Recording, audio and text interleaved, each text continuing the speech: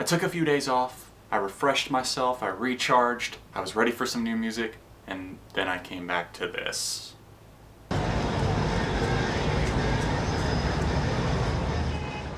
What's up everyone, John from ARTV. It's time to talk about the latest studio album by Owl City, aka Adam Young. It's titled Mobile Orchestra. Now, if you've seen my review, you keep up with Beyond ARTV, my second channel as well. If you don't, I would highly recommend it. It's the top link in the description down below. I discussed the Ultraviolet EP that dropped last year. Thought it was pretty solid actually, really enjoyed it. There were some up-tempo songs like Wolf Bite, Up All Night, just very inventive in my mind. Electropop done right. He kind of got back on track after kind of a misstep with the Midsummer Station, although some of those tracks did grow on me. I was excited to see what Adam Young was going to create next. Flashback to 2008 and we'll get a high school version of myself. I'm listening to Owl City for the first time. Keep in mind, whenever I checked out Owl City for the first time, I looked at his Facebook page. It had about 1,600 likes on it compared to about 10 million now, so that just puts things in perspective, how much things have changed in terms of the sound, the music,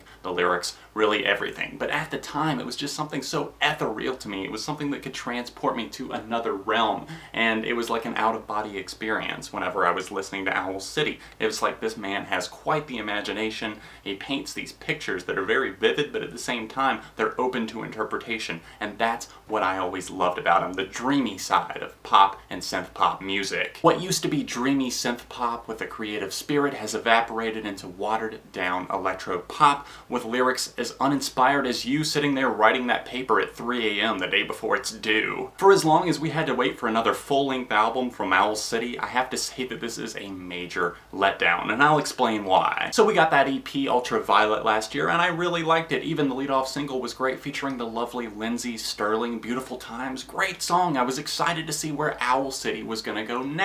By the end of 2014, we were already being inundated with new music, considering we got You Are Not Alone, featuring Britt Nicole, and then of course Tokyo, two of the most bland and uninteresting tracks released under the Owl City moniker to date. To add insult to injury, two of the songs that had already previously been released, You Are Not Alone featuring Britt Nicole, and then This Is Not the End from the Ultraviolet EP, were included on this album. So you're telling me that in the 3 years in between Owl City full lengths, we get not only just 10 songs, but 2 of those tracks are re-releases. Damn it, I know it sounds like I'm venting here, but I can't help but feeling like this is extremely lazy on Adam Young's end. Speaking of lazy, it's time to get into this new record, Mobile Orchestra. Verge was released as the lead single from this thing, featuring singer Aloe Blacc on it, and it feels like really nothing more than a cash grab to me. Think about it like this. Did you ever play that game Hungry Hungry Hippos whenever you were growing up? Well, I feel like the record label is the hippo here, and all of the graduates that this song is intended for, because it's like supposed to be some sort of anthem or something like that, well, they're the bait. They released it at the perfect time for it to try and be consumed by young adults, but fortunately it didn't really take off. Not only is this track one of the most contrived lyrical pieces I've heard all year long, but its desperately monotonous beat and whistle sounds so uninspired that it doesn't even deserve the Owl City name. Aloe Blacc adds next to nothing on this track and seems like he's just here for the sake of having a feature, an argument that I could present for really many of the tracks on the album. That brings up another issue with this record. It has absolutely no idea where it wants to go or what it wants to be. There's only 10 songs on this LP, and literally, not exaggerating here, every other song has a featured artist on it. I don't know if it's Adam lacking some sort of confidence or what it is exactly, but even the solo tracks on this thing feel sort of forced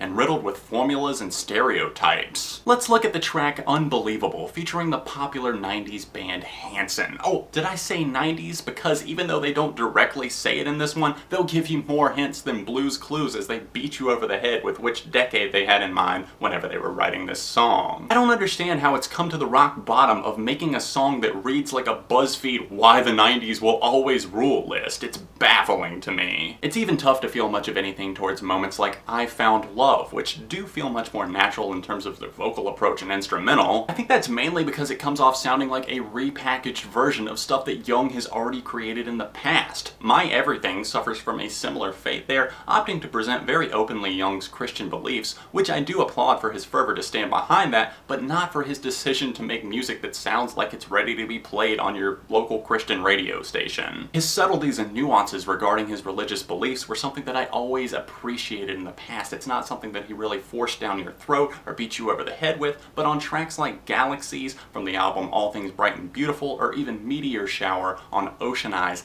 that's how you do it right. They're huge and inspirational, but inspirational because they're not really trying to be. I think My Everything does have a catchy enough beat, I suppose, to go along with it, but if it were a lot more stripped back and refined and some of the lyrics were tuned up here, I think this could have been a much stronger song. You already know how I feel about the track You Are Not Alone featuring Christian singer Britt Nicole, so let's go ahead and tackle Back Home featuring country star Jake Owen. Look, I don't have a problem with Owen doing his thing over in the world of country music, but I just knew as soon as I saw the track listing for Mobile Orchestra that this is going to be one of those tracks that attempts to cross genres and make a country pop tune. I was right, and man does it blow. Adam, you're from Minnesota, dude. Taking a few trips down south does not mean that you're ready to tackle a country song. Throw in a twangy guitar, splash some reverb on there, and throw together two voices that have absolutely nothing in common, and you have one of the biggest mismatches and misfires of the year so far. Seriously, what was the plan with this song? Can't score a hit on pop radio anymore, so we're gonna try and get a #1 on the country charts? I'm just gonna cut myself off right here before I go into a full-on rant on this song, but please,